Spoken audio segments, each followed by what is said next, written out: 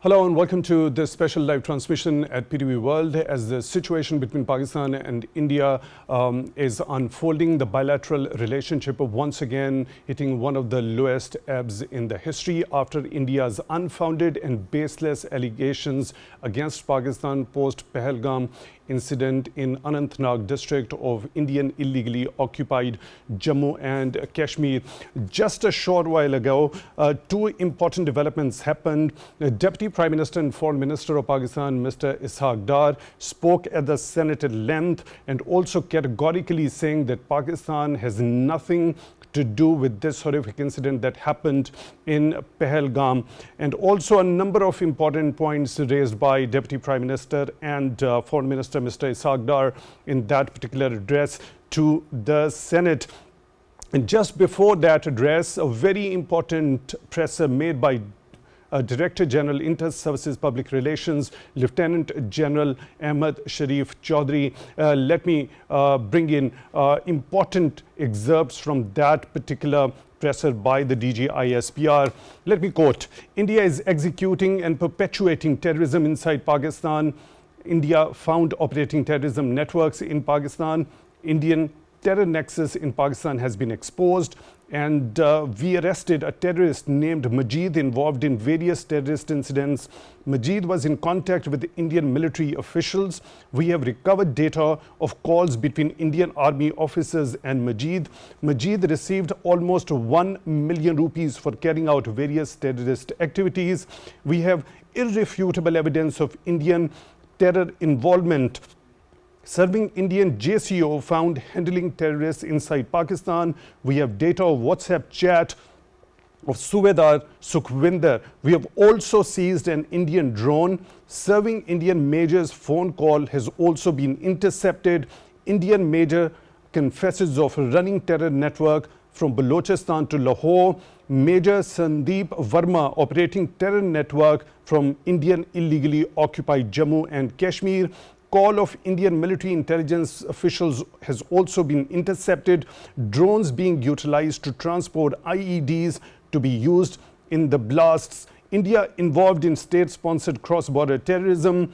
Nation is standing tall and staring in the eyes of the tyrants despite terrorism." Now, this is a very important presser by the Director General Inter-Services Public Relations. He has also said that ISPR will be coming with a detailed presser as to the current situation as it is unfolding between Pakistan and India. But this particular presser points to a fact that India has been involved in cross-border terrorism, the state sponsorship of terrorism in Pakistan through its serving officers. And we have also seen there is a pattern of India's involvement in state sponsorship of terrorism, not only in Pakistan, but also in some Western countries, including Canada, as well as the United States of America.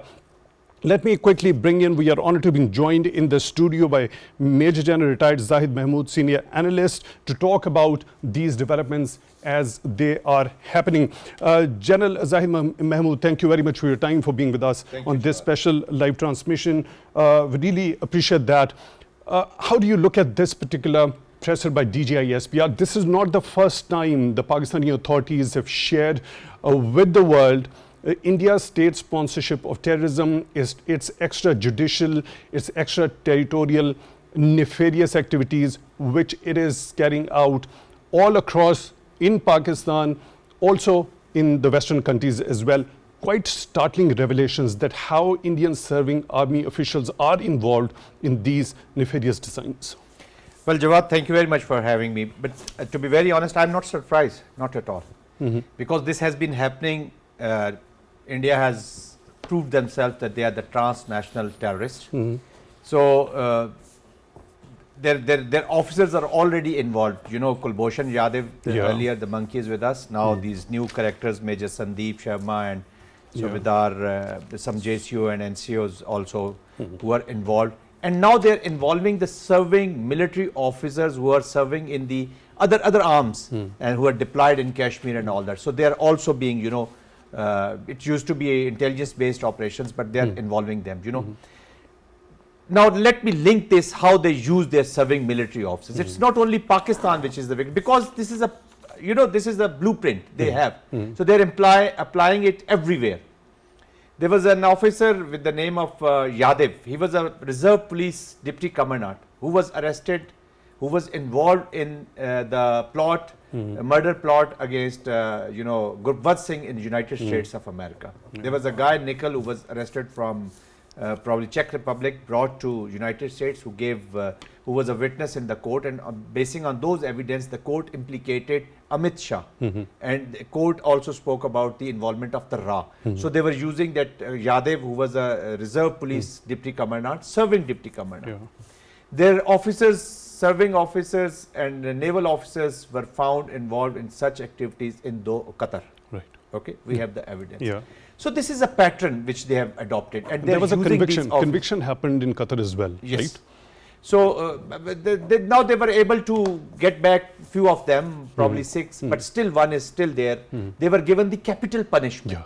And it was not Pakistan which was giving them punishment. It was, you know, and in this, once we talk about the Kulbhushan Yadav, they went to the ICJ. The most important thing, Jawad, is that their leadership has been claiming whatever is now we are showing it to world, and very proudly they claim that yes, we have done lot many things in Bangladesh in 1971. We have done so much in Balochistan. This we have done in Pakistan. And they have, even Mr. Doval, who is the security national security advisor, he has been, you know, very prominently telling the whole world that yes, what I have been doing against Pakistan. So this is not new coming from them. You know, India has become a transnational terrorist. Now, terrorism is their lead policy. This is the lead instrument they are using to pursue their political objectives. Now, once they have failed to subdue Pakistan, they have failed that to you know, their aim is to implosion of Pakistan is their aim. They want us, the policy capitulation. They want us to go back from Kashmir. They want us to forget about the nuclear. And now they have included the water, you know, the Shimla Accord. Now this is again is at the level, you know, and Pakistan has very craftily, with a measured response, rather going little 2 notches up the response, they have declared it as the national vital interest. The implication of national vital interest is that Pakistan will use all available means at its disposal to take care of our political and national interests. Right. Very rightly pointed out, kind of pattern that we have seen. India is using this particular tool, terrorism, as their lead policy. It has been using it as a blueprint to perpetrate its nefarious designs, not only in Pakistan. You've also talked about the case in Qatar, where their agents were found involved in and were given the capital punishment. We've talked about the case of Canada and the US as well. Well, their bellicose statements, their actions in such a form, what makes the international community not take a concrete action against India after they have been found involved in the murder of Hardeep Singh Nijjar in Canada, that assassination attempt on the US soil of Gurpatwant Singh Pannu, also that case in Qatar? Now, irrefutable evidence Pakistani authorities have been sharing with the world. Also, that recommendation of the US Commission on International Religious Freedoms, which has also recommended to impose sanctions on India. You know, Jawad, the primary reason is that they're not paying that much attention, which they should pay. You know, is their role in the Indo-Pacific strategy and the economic interests. Now, the international diplomacy, it is more dependent on the bilateral relationship. Once we talk about the morality, once we talk about the humanity, these are the missing parts. Look at what has happened in Gaza. This genocide which has taken place in Gaza and which is taking place in Gaza. So from there you can draw the conclusions. So this is just a very small thing or a very small event or a very small activity in front of whatever is happening in Gaza. What I understand from the economic relations at the cost of human lives. People, they prefer economic relations, they prefer their bilateral advantages, they're not there. And there is a huge divide between the North and the South. We have 2 worlds, we have double standards, to be very honest. You know, the standards for the West are different, the standards for this South is different. And now this country, which is situated in this part of the world, and they are destabilizing the whole region, not only whole region. If there is a war between these two countries, these two nuclear countries, the whole world will be impacted on with this, because these are two nuclear states. This is not a joke going on. And unfortunately, I feel for the people of India, you know, that they have got this leadership, which is, you know, the blood and the thinking and Hindutva application. So this Hindutva extremism is most dangerous. And these extremist leaders, the butcher of Gujarat, who was banned, who was having a travel ban on him, you know, a few years back. Amit Shah is presently implicated by the court in the United States of America. You know, but these are the, again I would say, Jawad, that these are the two countries who are really challenging the rule-based society, rule-based world order. Israel and India, they're least bothered that what are there any pressures, are there any negotiation? I mean, they're denying the justice to the people. They are, you know, they're confronting the International Court of Justices, even the United Nations. Now, this report about the hate speech in India, about the hate, increase in the hate, because their ideology is based on this hate, that is 84% against the Muslim. This has come from the United Nations evaluation report. It's not Pakistan who has published that report. So what is this? So it means that entire international community understand that what kind of approach has been adopted by India through this terrorism. That's why they're not supporting them outrightly, you know.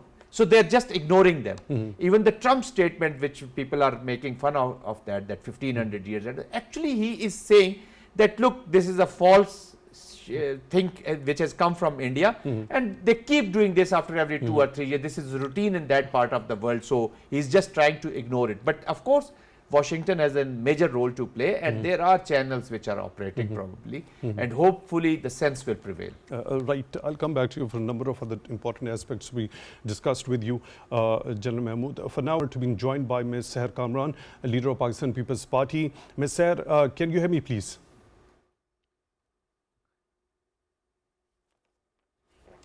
I think there is no contact with Ms. Seher Kamran. We'll try to re-establish the contact as soon as we get that. We'll go back to her to understand what she is thinking at this particular point in time, given the fact there was a very detailed address on the part of the Deputy Prime Minister and Foreign Minister, Mr. Ishaq Dar, short while ago at the Senate. General Zahid Mahmood, when we talk about, there was a major development today. The Pakistan Army destroyed an Indian quadcopter near the LOC as well. That speaks volumes about the kind of vigilance, the kind of determination, as well as the preparedness the Pakistan armed forces are carrying with themselves at this particular critical juncture. How do you look at that particular thing? There has been a continuous effort on the part of Indians of making incursion towards Pakistan, crossing that very red line. So that is now the quadcopter that has been destroyed. Do you think India would go for making a misadventure of a bigger scale? Yeah, look, as a military man, I will never try to read the intentions of the enemy. As a military man, I would like to read and understand and analyze the capacity and capability of the enemy. Right. And then I will see that whether my response, do I have the capabilities to mount that response? So my answer is yes. India can do anything. This copter, they actually keep getting the information. Of course, this is a tactical mean to gain information, and they keep testing the alert level, you know. So wherever they will find weakness, all right, so they may choose that point for incursions or for any misadventure. So as far as Modi thinking is concerned, for the face saving and for the politics inside India, they can do anything. Maybe a cross post raids, maybe some missile, taking out some so-called charade targets inside Pakistan, or maybe some aerial incursions, or maybe something in the seas, you know.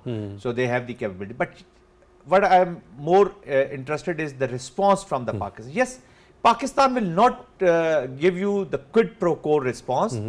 This time it will be quid pro quo plus. The same thing was being explained by the Deputy Prime Minister of Pakistan in the Senate, which we just heard, He was saying that it will be a quid pro quo plus. Pakistan has always gone at the higher escalation ladder whenever Pakistan is tested. You can see in the Balakot, they dropped 4 weapons. Okay, so after next day, 11 o'clock, daytime, daylight, 6 targets were locked, including a senior headquarter where the senior military leadership was present. As far as the nuclear test was concerned, you remember they carried out 5 and we went with the 6. So that is actually the demonstration of the will of the nation. With India, there's no going back. Look, we have a huge military, we have this missile programs, and I don't want to talk about the nuclear because nuclear is a weapon of peace. But if it is, we are pushed to that levels, then why we are having this? This is not for the 23rd March, parade on and showcasing of the military and all that. So for 80 years, we have been facing only one enemy. We don't have the expansionist designs. Pakistan don't have any other designs. We have no designs against Israel, as against America and any other country in the world, which they keep propagating. They used to, blame Pakistan that they have the links with the Taliban and the non-state actors and all that, and the nuclear with Pakistan is never safe, so you should. And who is the best buddy now? The Talibans are with India now. The world should be very careful that these Indian weapons can also this is a very fall in the hands of the Taliban in Afghanistan. They might give them the tactical weapons for the use. So this is again, this is a whatever they are sowing today, they will have to, whatever. They will have to face it, to be very honest. And this is the biggest enmity with the people of India first, then the people of Pakistan and the people of this region.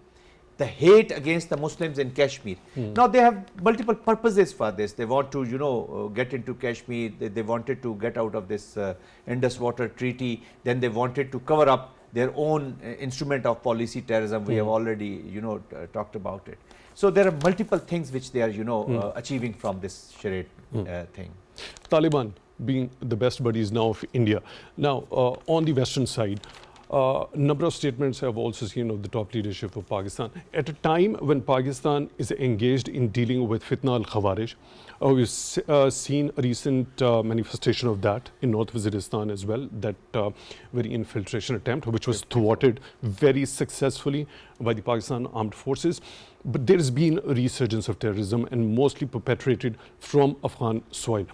Now, at this particular given point in time, there was expression of support on the part of the US as well, when we specifically talk about the joint address of President Donald Trump to the Congress, as Pakistan's counterterrorism efforts have been lauded all across. At this particular critical juncture, this incidence of Pahalgam, doesn't it raise quite pertinent questions as to the intentions, the way Indian media, Indian authorities went to an extent of carrying out those unilateral actions against Pakistan? Yeah, once there is, you have spoken about the collaboration with United States, and there was a recognition. There is still a recognition. There is a recognition on the part of China as well, Even the Turkey and other countries also, they recognize the efforts which Pakistan has put in against the war on terror. But at this critical time, once Pakistan is in a mood or is in a position to collaborate with United States of America, it is the responsibility of the sponsor country, which is sponsoring the terrorism that I'm talking about, the India, to give support and for the morale boosting and for giving confidence to their clients. I'm talking about the Tehrik-e-Taliban Pakistan, especially the Tehrik-e-Taliban Pakistan and also the Taliban interim setup in Kabul. So we need to study how the proxies are supported. So at this time this was needed, and they must have shown them the amount. You have seen that if they are able to pay, 1 million has been found with this Mr. Majid. So he's a monkey. So huge amount is being invested.